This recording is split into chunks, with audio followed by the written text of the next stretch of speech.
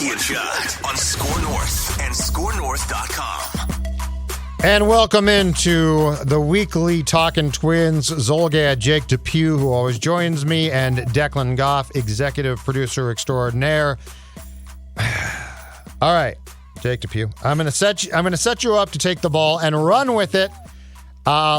Let's go back to rewind to last Tuesday. Twins were opening a 6-game homestand. The very disappointing Twins opening a 6-game homestand against the Yankees and then the Astros.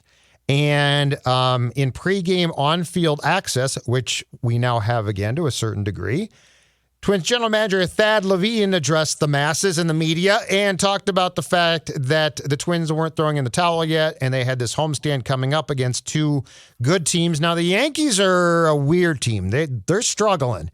The Astros are a good team. But Levine's point was, hey, let's get through these 6 games. Let's see, who knows? Maybe we win 4 of them. Maybe we sweep 2 series and everybody feels differently. And, I think we all had a skeptical eye towards those comments. But nonetheless, okay, let's see. Because the Twins had basically been losing to bad teams. And so, you know what? Let's see if they play some good teams. Do things change?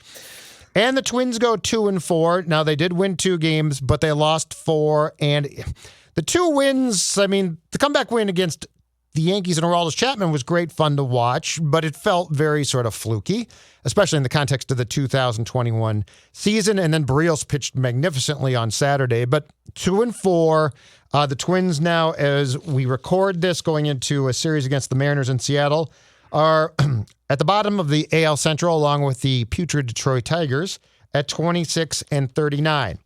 So, assuming that the context of the Levine question was, when are you going to start trading? Do we now have permission? Does everybody now who's a realist have permission to start pulling the ripcord to dismantle this collection that has been an absolute positive bust, among the biggest disappointments in Twins history? Yeah, I would say probably the biggest disappointment in Twins history. Yes, absolutely. They should blow this apart now. There's just no question. I don't think there was any question before this homestand, but if we wanted to, be optimistic about it, we could take Levine at his word and say, well, evaluate, how they do against these good teams. And they didn't do well, predictably. This is just awful in every way. Like, there's nothing positive to talk about. And I sent you my notes last night about this podcast, and it's like, I honestly think Nick Gordon might be the biggest positive from the 2021 Twins. And nothing against Gordon. I've actually been a big Gordon guy for a long time, and I'm happy to see him doing well. But if that's your biggest positive from this season, where you were expected to be World Series contenders, that's just a colossal failure on every level, starting with the front office. So, they look good on Thursday and Saturday. The Thursday win was fun. It was definitely fun. And maybe this is unfair, but it kind of just pissed me off, because I was just like, this is the year. This is the year you're going to have this, magical walk-off against the Yankees. It just basically was kind of almost a slap in the face. We're going to have this great win against the Yankees in the most disappointing season in franchise history, because it just didn't mean anything. That could have been such a huge win. Even if they were at 500, that would have been a huge win, and a win that you felt like maybe they'll point to this, 2 months down the road when they're, competing for the playoffs, and say, this is when we turned it around. But as it was 2 minutes of fun, and I definitely enjoyed it. But, in the grand scheme of things, it meant nothing. And so it just kind of made me more frustrated with the season. Absolutely. I thought the same thing. And then they come back on Saturday, and Berrios pitched great. I think he's showcasing himself now, or the Twins are showcasing him for a possible trade, and we can get more into that. But that was probably their cleanest win of the year. I tweeted that out after the game. They actually looked good. They still made 2 errors, but they had timely hitting. They pitched well. They generally made the plays when they needed to make them in the field, other than those 2 errors. And I was like, this is what the team should look like all year. This is what we were expecting, wins like this. But they're so few and far between. It's time to sell. I'm sure the store is open at this point. If any teams want to, blow the Twins away with an offer for Buxton, Berrios, one of their, free agents to be, it's selling time now. This was the final nail in the coffin. So it's just a disaster. Oh, absolutely. Absolutely. In every way. And I'm with you. The Thursday game, especially because it was such a brief flash of a comeback, it ticked me off because that should have been a game where that for the night moves you into first place above the White Sox, or hey, there's 4 games like that per year. And ultimately it meant nothing, which of course drove me crazy when I heard some folks suggest this could be the turning point. There is no turning point. This team, its turning point is actually its sales. So I wrote this, Jake DePew, for scorenorth.com today, and I want to get into this. I have 2 levels of sales for the Twins. The first one that begins immediately, in my opinion, is the garage sale. Andrelton Simmons, Robles, potentially Rogers, Pineda, who I fear now has a severe arm problem, but he was the type of guy. Kepler, perhaps, a guy like that. The garage sale is beginning to clear out guys who I think that you should try and jump the deadline to trade. So like if you go to the Yankees right now, the Yankees need a shortstop, right? If you go to them right now and say, Andrelton Simmons, we don't need a lot back, but Andrelton Simmons, who would immediately solidify their fielding at that position. And he's not a great bat, but he's a competent bat. So I think the garage sale is one. Then my second part, which we'll get more into July as the July 30th deadline approaches, is my estate sale. A little bit higher class, right? That's Berrios examining Buxton. I don't think he gets traded. Donaldson, who I have some thoughts about. But if the Twins, to me, put all of these guys in the deadline bin, they have so many guys that they should move on. That's absolutely silly. So the garage sale to me would start right now. I'd be calling teams right now and saying, I don't need a ton back, but I'm going to jump the deadline a bit to give you a guy who's going to help you, but obviously he's not an all-star or a great player. Yeah, and I think that's particularly true for Simmons, as we talked about last week. Simmons is a guy, you know what you're getting in him. He's healthy-ish right now. I mean, I know he has a little bit of an ankle issue, but he's had that on and off for a couple of years. He's a guy that I would just get rid of as soon as I possibly could, because you don't need him. If a team is willing to take on more of his contract, that's great, but it also gives Nick Gordon more playing time, which he needs and has shown that he deserves. Right. As far as some of these other guys like Kepler, I definitely think they'll be open to trading Kepler. I think they're open to trading anyone basically, but he needs to show that he's healthy. I mean, he's been on the IL for a while now, and he's had health issues really dating back to 2019. If you remember in 2019, he barely played in September, came back for the playoffs, but wasn't healthy and didn't play well in the playoffs. I think he'll probably, if they did move him, he would be later in the season just because he needs to show that he's healthy. But as far as those other guys, Pineda needs to show that he's healthy too now. He's got the arm issue. There's just not a lot there other than Buxton and Berrios. Taylor Rogers is definitely a guy, but do you really want to trade him? You'd have to be blown away to trade Taylor Rogers because he's your only reliable bullpen guy right now. Robles for sure. I'd trade him in a heartbeat. Yeah, sure. I'd trade him in a heartbeat. That's what I'm saying is there's a line here between garage sale guys and estate sale guys, and you're probably right. Rogers should probably be in the estate sale, but I just think that there's guys right now that I would just move on from. I would just say, okay, you're gone. I'll take whatever I can get for you. But here's the thing: as far as the free agents they brought in, they missed so badly on all those free agents that they can't. They're not even going to be able to flip them for anything. Like Colome, Colome's useless. Colome and Shoemaker, the only reason they're on the team now is to eat innings, and we can talk about whether they even should be on the team. But you're not going to get anything for those guys. You're not going to get that much for Andrelton Simmons. You're not going to get that much for Nelson Cruz, honestly. And then I forgot Cruz. I'm sorry. Yeah, and garage sale. Garage sale. Yeah, J Happ has an ERA well over 5. It's like they didn't just miss on these guys. All of these free agents just have been train wrecks. And so it's like they can't even get anything back. It's almost just a sunk cost with a lot of those guys. It shows you how badly the front office messed up this season, honestly. I mean, I really don't think we can hammer home that point enough. We praise these guys for 3 years, 4 years, and they deserved it. They have done a really good job up to this point. But this is on the front office, and I know I've used that line over and over on this podcast, but like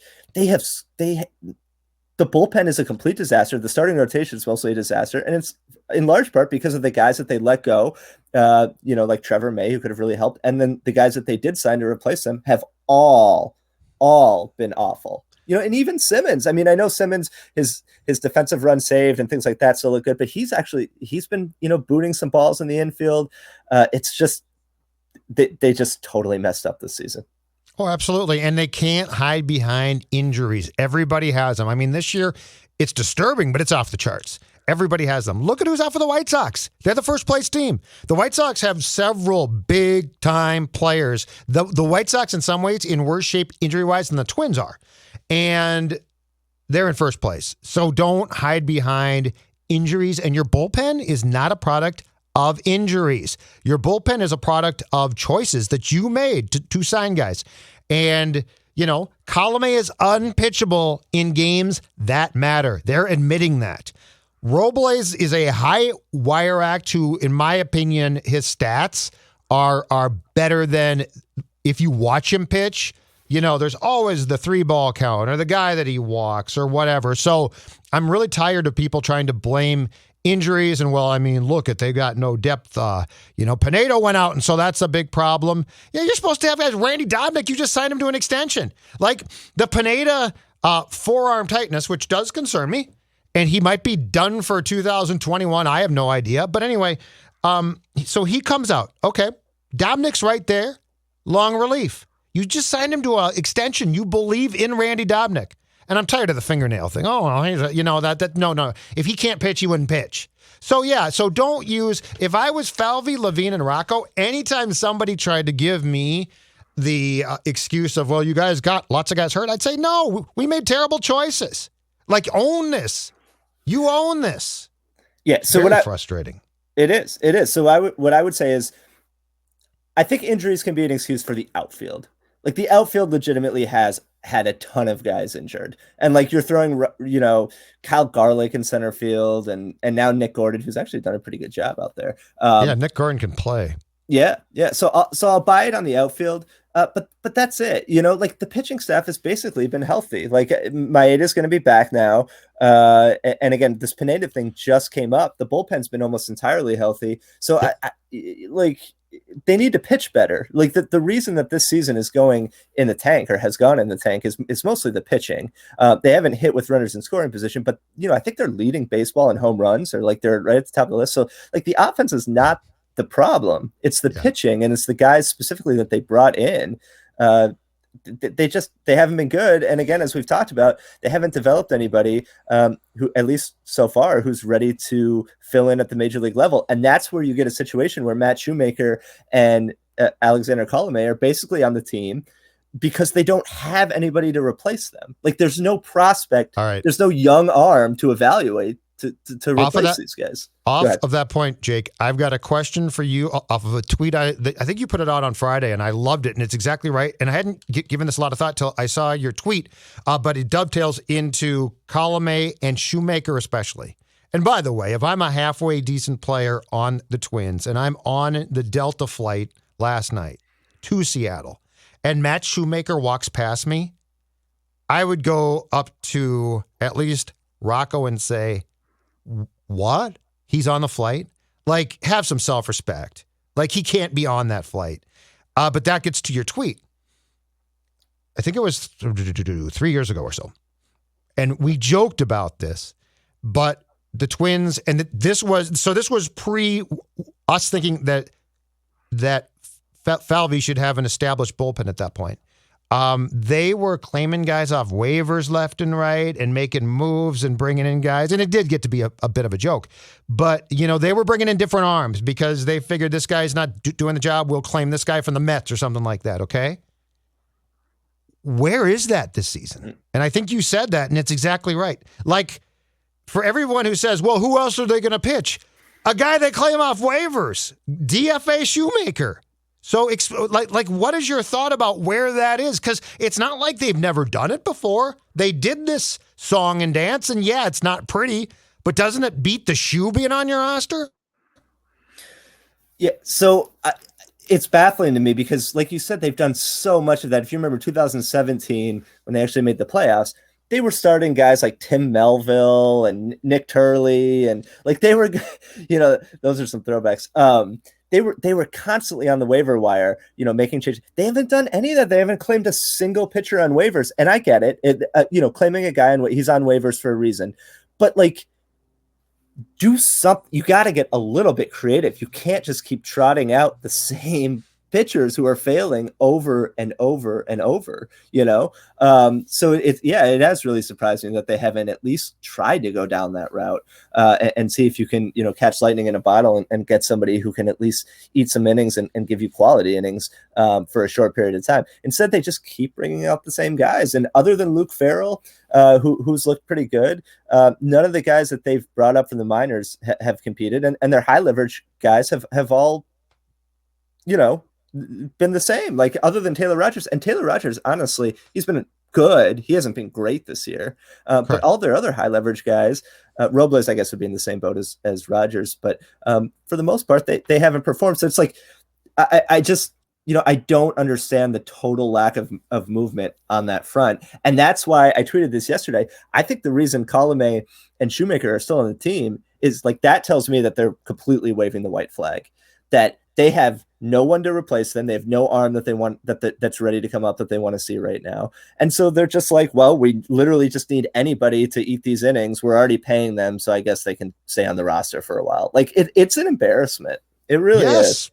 Yes, preach. You're exactly right. So what does this do to our thought process? Twofold. Well, one, this clearly shows that the Falvey that they got from Cleveland, who is going to do the same thing there, and we've talked about this extensively, so far has failed in that area, and we know that.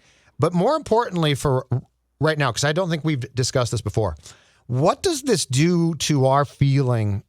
And the Twins certainly in the past couple of years up until now had hubris about this, that they could go sign pitchers, right? Or trade for a pitcher and turn him around because Wes was going to work with them and they knew something that, that his previous team didn't know. Because to me, the shoe, lost cause, Hap, disappointment, not as bad as the shoe, but he's a disappointment. Colome, the White Sox, they got you there. Like who is the 2021 Twins pitcher across the board? Who you say, you know what? They worked with him and it sort of worked out. To me, that guy does not exist. That guy is not there. And that was a big source of pride for them of, we get him with Wes and we get him with our system and our system changes things. Well, I got bad news for you. Your system has done nothing in 2021. Yeah, I mean, I'm trying to think of a single example. Because we used to praise him for that. Yeah, like we did. You and I would say to you, like, oh, look at what they did. We've spent the majority of this podcast praising Falvey and Levine, and the results back that up. Like they should have been praised for 2017 and 2019, 2020. But this is a really fair, legit criticism, and there are no examples. There are no examples of 2021 pitchers. I mean, if you want to say somebody like Luke Farrell, who's 30 and has pitched like 10 innings for them, I guess you could do that. But like, I mean, there's just no one. They have nothing to point to on the pitching front. Yeah. Maybe Winder or Belazovic or Duran will come up and wow us, and then we'll sing a little bit of a different tune, and say, okay, this is somebody that they've developed. But I'm willing to acknowledge they lost a year because of the pandemic. Although some of those guys were still at the alternate site, so it's not like they were gone completely. Duran was still, I believe, training in St. Paul throughout that season. So, we'll see if this next group pans out. But as of right now, you're right. It's not just that they haven't developed anybody really. It's that the pitchers that they've brought in, it's been a total misevaluation of talent. And that goes back to Homer Bailey as well, to letting Nick Anderson go, trading Ryan Presley. I guess technically they traded Nick Anderson, but they weren't going to add him to the 40-man. There are other examples as well. Did I just say Anibal Sanchez? No, you didn't say him yet. Okay, yeah, Anibal Sanchez. And Rich Hill's been great at 90 years old in Tampa. Rich Hill's gone down to the Rays and been fantastic. He'll get hurt, but he's been fantastic. Yeah, so they had him, and they had Annabelle, and they had Huascar Ynoa. They let all Yeah. these guys go, man. And now and Zach Littell. Yes. So Zach Littell, who they DFA'd for really no reason. It was 2 weeks prior to the end of the year last year. I don't understand why they did that. They didn't need to do that. He has an ERA under 2 in San Francisco. He's like one of their primary openers. He's pitching great. Lamont Wade Jr., by the way, I know we're talking about pitching, but Lamont Wade Jr. has been fantastic. That Giants team, I think, has the best record in the National League. And Lamont Wade, Jake DePew, were long on the Lamont Wade Jr. bandwagon. I was. I know you were. Because, I know. I'm not joking. You were. Yeah.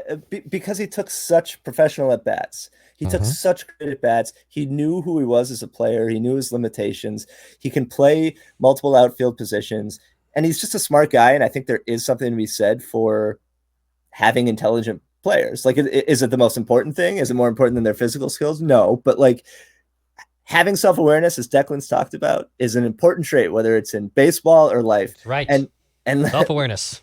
Yes. And Lamont Wade Jr. had a lot of self-awareness. He knew who he was and what he could do and what he couldn't do. And he focused on his strengths and minimized his weaknesses. And he's turning into a pretty damn good ball player now. They chose Jake Cave over him. And that's proven to be another bad decision. So for all the praise that we've given them and all the good decisions they've made, they've also made a lot of bad ones. And it's all coming to a head in 2021. Let's talk about a decision made by Rocco on Friday. Now, I mean, for the most part, 6 games, disaster, 4 defeats. And the Twins are so bad that it's probably past the point of breaking down games. But I just have a question for you, okay? Because in my mind, I can't justify it. And I can't justify it through old school baseball theories, through new school analytics. I just can't. And Rocco gave Rocco-like responses to this question about this move. And, you know, by the end, I'm thoroughly confused. But it's Friday night. It's the game in which the Twins brought in Taylor Rogers for 1 out late in that game. I believe they're down by a run. And so Taylor comes in and gets the out. And then the Twins, I think it was Donaldson hits a home run in the bottom of the inning to tie the score. And Rocco brings in Shoemaker, who was demoted that day to the bullpen, who gives them, you know what? Credit the Shoe, a clean inning. So now we're tied. And then Rocco brings the Shoe back out for the 9th. And by the way, the Astros can hit. Garbage can or no, they can hit. And not surprisingly, the Shoe self-destructs and blows up, and the Astros win. And Rocco's response of, well, if I had kept Taylor going, we weren't ahead at the time, and then it was tied, and so I didn't want to do that because I'd lose him for the next night. And, you know, the thought process, Jake, that they could pitch Shoemaker, not 1, but 2 innings on the day he was demoted, and he's a train wreck. There is no explanation that I can get my head around when victories at that point in time should be a precious thing, right? Like a 1-run game is a very close game, and now it's tied. Oh my God, you've got a chance to win. You got a chance to start a series against the Astros with a win. And you supposedly are still telling me wins are important. Not me, you. And that's how you handle your pitching staff, because you were concerned about the coverage of what if we get to the 10th? What if we get to the 10th and I've taken the Shoe out and now I've burned Rogers for a hitter, which, by the way, I completely didn't get. Is there any explanation that I'm missing here about what the Twins had an opportunity to do in a close game, which, by the way, would have also given them back-to-back wins? Yankees Thursday, great comeback. Congratulations. And then Friday, because that's one where I keep coming back to this. What does Rocco learn from things? What does Rocco, especially when it comes to pitching, which, by the way, a lot of people in Rocco's job have been bad at. Like, it's not the easiest thing in the world. What do you learn from things? Because that was, in my opinion, absolutely baffling. And that loss was largely on Rocco. It reminded me a lot of when they brought in Brandon Waddell in the 10th earlier this season. If you guys remember that, I don't remember who they were playing. It was at Target Field, but they brought him in for the 10th. And he predictably imploded, and then like 3 days later was DFA'd. I don't like those decisions. Just defy any sort of logical explanation. I understood bringing Shoemaker in for the 1 inning, but to bring him back out there was bizarre. And it seems like, okay, I'm going to run a conspiracy theory by you, Judd, and Declan, and I want to hear what you guys think about this. Do you think there's any part of these decisions where Rocco is sort of like sending a message for the front office and basically saying, these are my options that you've left me with, and so this is what I'm going to do. I'm going to pitch these guys in high leverage situations, and you're going to see the results. Like, that's probably not what's happening. But like, if the thought does cross my mind that he's like, well, if you're not going to provide me with better options, then you guys are going to have to own this, So I mean, I don't think that's happening. I think Rocco's too smart. I think he's probably too loyal to do that. But like, those are the reasons that I come up with when I can't come up with any sort of logical explanation for why he would do that. Because he's a super smart guy. Like, he knows Brandon Waddell is not the best option in the 10th. He knows Matt Shoemaker is not the best option in the 9th. So just what's going on there? Well, why Rogers for a batter when you don't have, with this team and this bullpen in particular, the luxury? Like, that's a move that you make if Robles and Colome have worked out perfectly. Like, if everyone's in sync, right? Rogers for one guy. Okay, now it's Robles. Now it's Colome. That's what you do. But Rocco knows that it hasn't worked out. And Rocco knows that he does not want to pitch Colome in any situation of importance now. So that's what I don't get about the whole, well, we'd lose Taylor for Saturday night. Okay, yeah, you got to take this game by game, buddy. This is a one-game thing. And your bullpen's on fire. And you send in the one guy who's actually been, I struggle with this. I guess Robles statistically has been fine. I hate watching him go to 3-ball counts. But anyway, you bring in a guy who's been pretty good for you for one batter in a 1-run game, which, by the way, you still very much had a chance to win. So, like, I mean, and you texted me the thought about, is this Rocco sort of showing them what he has, which I guess by the time you get to the shoe, I could sort of see him doing. But if I'm them, I come downstairs and say, Taylor Rogers for one guy, given our circumstance, really? And I don't know what Rocco's response is there. So, I don't know. It's just baffling to me. Yeah, I tweeted this out, I think, 2 years ago, and I have the receipt now here to prove it too. It was 2019, same kind of thing when the Twins needed bullpen help, obviously, right? And all they did was trade for a guy who hated cats and Sam Dyson. They didn't end up doing anything.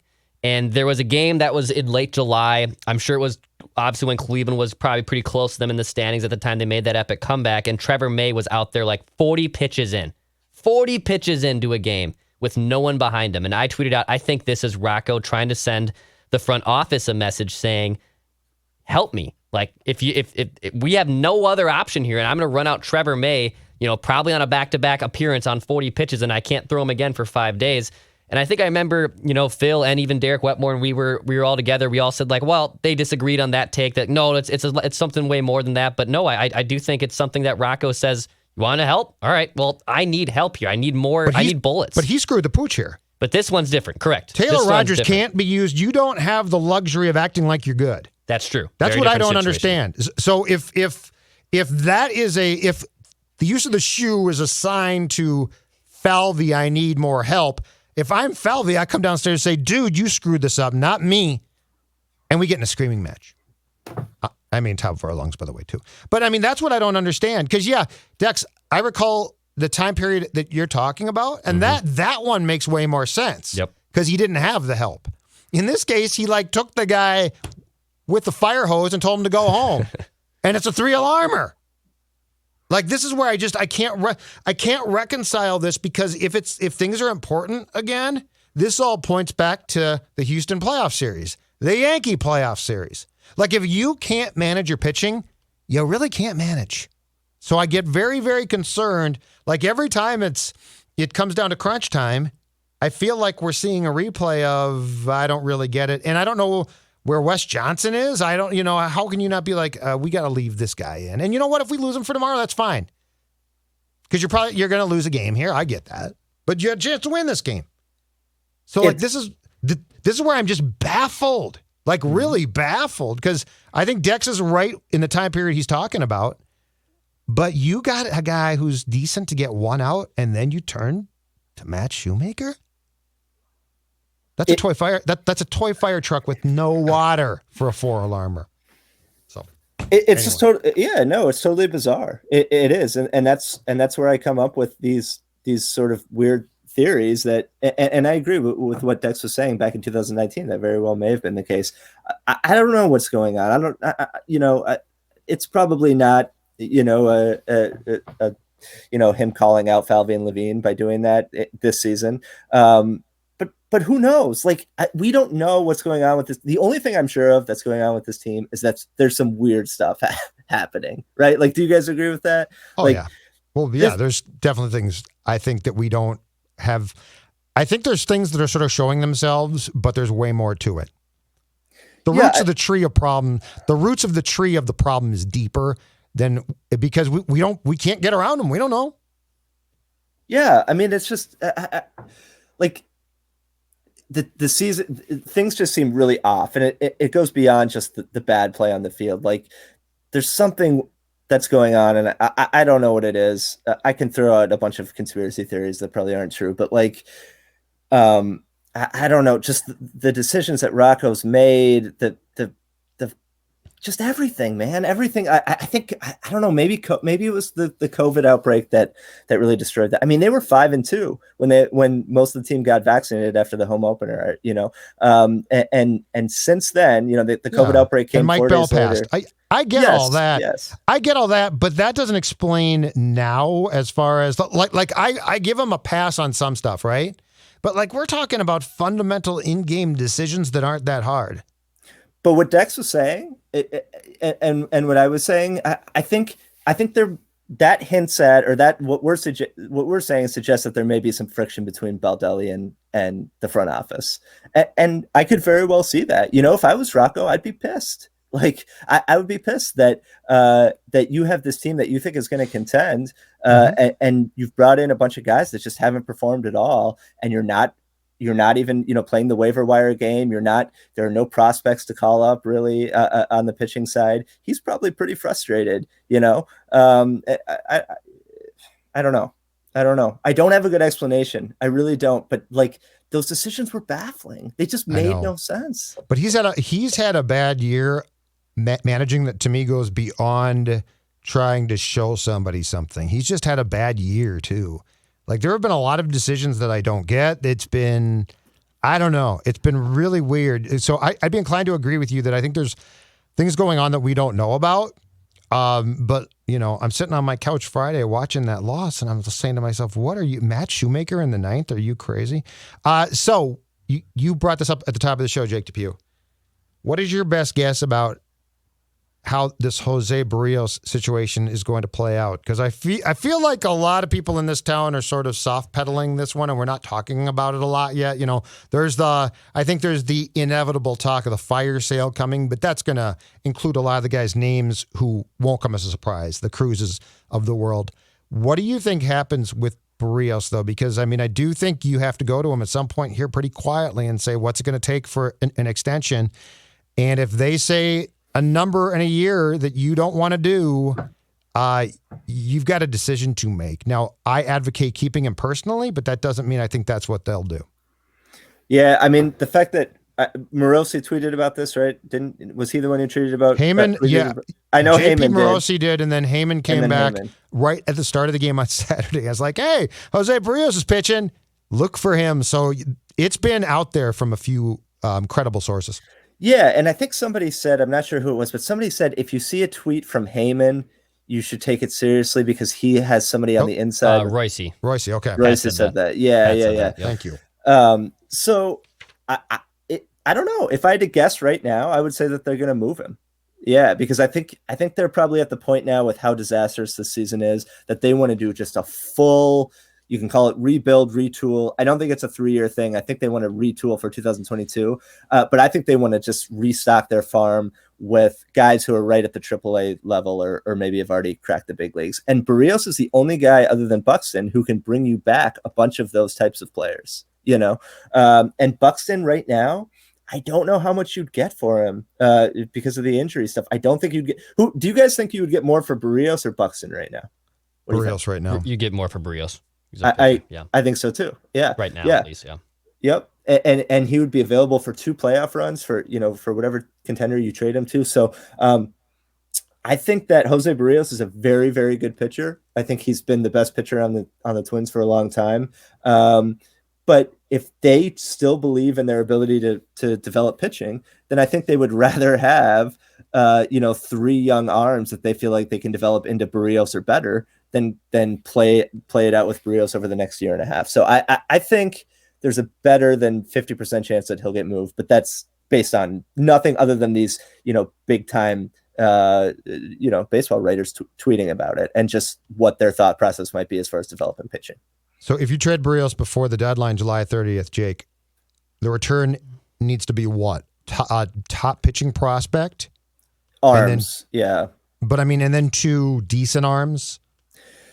Prospect arms. I would, you need a absolute top guy. You need a top pitching the organization's top pitching prospect, I would say. And then a couple more assets as well, or that's just the starter. Or just take a 1-for-1. No. I think you need a top 100 overall pitching prospect, like Dex said.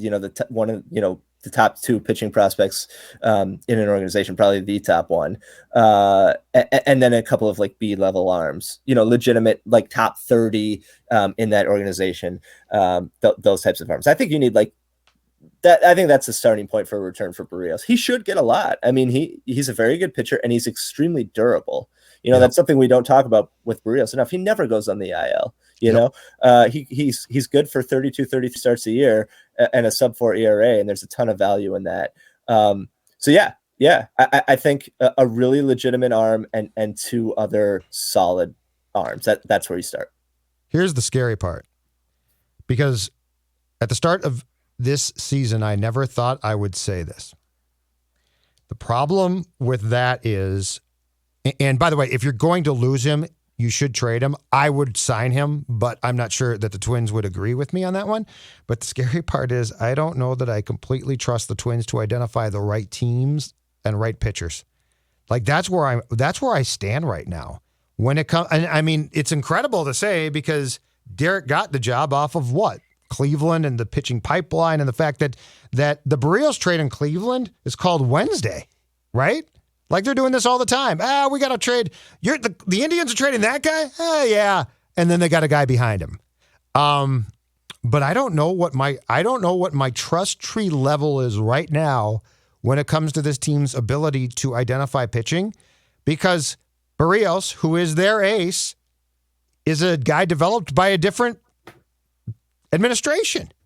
Like that's the frightening thing here. Like, to me, we're going down a really weird path. Because I thought the one thing that held true was the Twins now are really well run and ultimately are going to make good decisions even if things go off the rails, which they have. Now I'm not so sure. I question that. And it's perfectly fair to question that because the results haven't been there. Again, there's this next batch coming. If they pan out, I will absolutely praise them for that and say, it took them some time, but they got there. But as we sit here today, it's perfectly reasonable to question whether they are actually good at developing pitching and evaluating pitching because of the guys they've traded away and the guys who have gone through their system and haven't developed. So yeah, I mean, but what choice do you have? I mean, you have to trust. They're not going to get fired. So nope. No, you're right. I'm just saying I don't know. I trust them. I certainly don't. I still think they're a good front office. So like I know we've been ripping them all podcast. The results are there. I mean, they've gone to the playoffs in 3 of their first 4 years, and they took over an absolute dumpster fire. So I still think they're a good front office. But the pitching stuff, it has not gone well at all. It's not gone well at all. And so you trust them to, if you're not going to fire them, you say, we trust you to make these trades. But if they make a bunch of trades to get a bunch of arms and those arms don't pan out, like, at some point you just have to say, this is not working. So they're not, they're not going to get fired anytime soon, and I don't think they should. But their reputation has taken a hit this year. How could it not? Everybody Absolutely. They've brought in has been bad. Everybody says, yep. Yeah. Final thoughts, Jake Depew, before we wrap up this depressing edition of Talking Twins. Yeah, I mean, I really wish we could talk about more positives, because it's not fun to just trash them every podcast, but like there just isn't much there. I guess Nick, I wanted to mention Nick Gordon. Nick Gordon is playing well. He got some chances in center field and looked pretty good. I think he could turn himself into a super utility type of guy. At some point, I want to talk about Royce Lewis. We don't have to do that today, but I'm concerned about Royce Lewis and the fact that if there's no baseball in 2022, he'll have gone 3 full seasons, 2021 and 22, without playing a single game. That concerns me. So we can talk about that down the road. But yeah, man, I think, from now until July 30th, it's going to be all trade talk and prospects and things like that. And that's not where we thought we would be on June 14th. That's for sure. First trade made when? When's your best bet about when a guy like Simmons or Cruz is shipped out? Within a week? Within 2 weeks? I think I'd like to see it start soon. Yeah, I would too. It just seems like that very rarely happens. I know. But I would guess at least one guy will be gone by the end of the month. Total guess, but that's what I would say. What do you think, Dex? I'm on the end of the month too. I think you just start this dang sale early. Just get it over with. Pull the plug, dudes. Just pull the plug. I trade Simmons tomorrow, so Gordon and then Arise can play more. He serves no purpose here. And he's a good, it's fun to watch as far as his ability in the field, but the ultimate purpose for why he was signed, there's a lot of acceptance that's going to need to take place here. There's a lot of acceptance about Simmons, about a guy like Dobnik. I mean, dude, the clock has struck midnight. It was fun, but it's time to turn in the slipper. The shoes got to go. The slippers got to go. Anyway, all right, Jake, we'll talk to you next Monday, and who knows, hopefully the Twins can have something good going on. If they can't, we will recklessly speculate more about trades. Talk to you. Thanks, guys.